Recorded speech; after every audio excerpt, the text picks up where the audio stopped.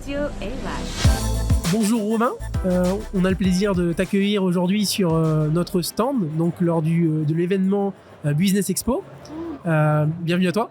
Merci, bonjour, merci pour l'invitation. Donc Romain Cornillet, rappelle-moi le nom de ta société. Alors c'est GCL Amiens. D'accord, est-ce que tu peux te présenter et nous présenter GCL Amiens? Alors moi je suis expert gestion et je suis spécialisé dans l'accompagnement et la préparation à la cession d'entreprise. D'accord, donc tu me disais que dans le cadre de cession d'entreprise, il y a toujours un sujet forcément lors de reprise avec au niveau des ressources humaines. Est-ce que tu peux nous en dire plus là-dessus? Alors sur chaque transmission d'entreprise, en effet, à chaque fois il y a des inquiétudes qui peuvent apparaître au niveau des salariés, savoir comment ils vont être repris, qui va être le nouveau propriétaire, et donc si la préparation n'a pas été faite correctement en amont, ça peut générer des problèmes pour le futur repreneur. Donc on essaye de travailler en amont. D'accord, quand tu dis préparation, ça veut dire quoi? Alors une préparation, ça se fait à minima 3 ans en avance, idéalement jusqu'à 5 à 7 ans en avance. D'accord. Quelles sont les étapes justement de cette préparation à la reprise d'entreprise par laquelle le chef d'entreprise va passer? Alors la première étape déjà c'est le diagnostic. Où est-ce qu'on en est? C'est quoi la valorisation de l'entreprise? C'est quoi ses forces? C'est quoi ses faiblesses? Et c'est quoi le frein qu'il pourrait y avoir pour une potentielle reprise?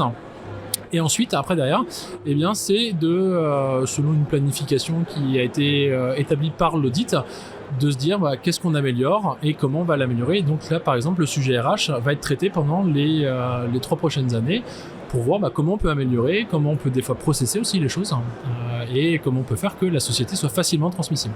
D'accord. Alors, je connais pas forcément très bien cette thématique de la reprise d'entreprise. Je pense que voilà, les personnes qui nous écoutent, c'est pareil. Est-ce que c'est obligatoire de se faire accompagner quand on fait une session? Alors j'imagine que oui, par des experts comptables, en tout cas par des professions comme ça. Alors il n'y a rien d'obligatoire, il n'y a rien qui a été codifié au sens strict du code de commerce.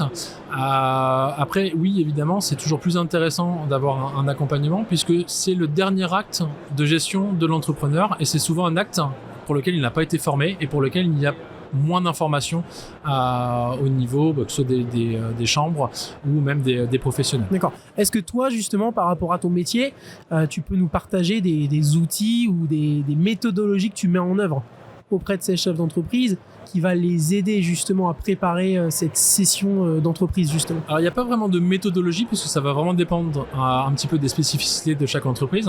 S'il y a un maître mot, c'est anticipation. Qu'est-ce que l'on va faire, qu'est-ce que l'on veut transmettre, essayer vraiment d'éviter toutes les problématiques. Qu'est-ce qui ferait qu'une entreprise ne va pas se vendre? La plupart du temps, elle se situe beaucoup au niveau des compétences. Si on reprend la thématique RH, celle par exemple du chef d'entreprise.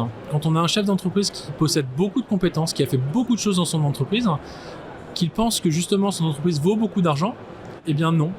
Comme il fait beaucoup de choses, il va être difficilement remplaçable. Et s'il n'y a pas eu de process, s'il n'y a pas eu finalement de stratégie pour comment ces compétences vont être compensées en interne, eh bien c'est là où on peut avoir des fois des problématiques de valorisation et des fois de reprise. D'accord. Tu me permets un peu de reformuler, si j'interprète un peu tes propos. Est-ce que tu veux dire par là que lorsque un chef d'entreprise, c'est l'homme clé de son entreprise et qui prévoit de céder son entreprise parce qu'il veut partir en retraite ou autre, ou vers d'autres activités, est-ce que tu lui conseillerais justement de faire en sorte de anticiper un maximum pour mettre en place toutes ces procédures qui viseraient à finalement aider son repreneur? Exactement, c'est exactement ça, tu as tout à fait compris. Bon, écoute, en tout cas, je te remercie. J'espère qu'on en a plus appris, en tout cas on a fait plus apprendre à ceux qui nous écoutent sur la reprise d'entreprise et l'accompagnement. Tu peux rappeler ton entreprise? Alors GCL Amiens, et c'est une préparation à la session d'entreprise, donc 3 à 5 ans avant la date envisagée pour la session. Bon ce sera le mot de la fin, je te remercie. Merci beaucoup. Bonne journée. Bonne journée. Radio Elach.